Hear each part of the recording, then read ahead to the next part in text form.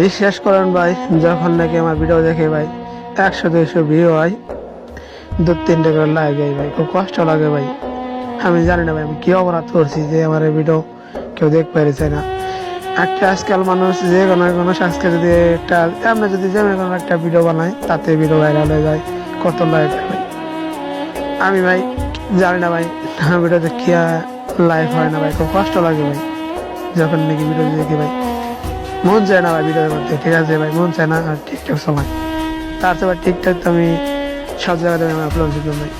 TikTok চালাম না, এই টিকটক চালাম না, আমার চাবি বেশি চালাম না।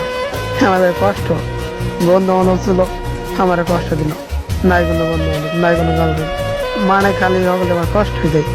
তার চেয়ে বলে ভাই আমি এই অফলাইন জগতে অফলাইন চলে যাবো, ভালো হবে না। আমি আর ভিডিও বলে সারা সারা ছাড়বো না।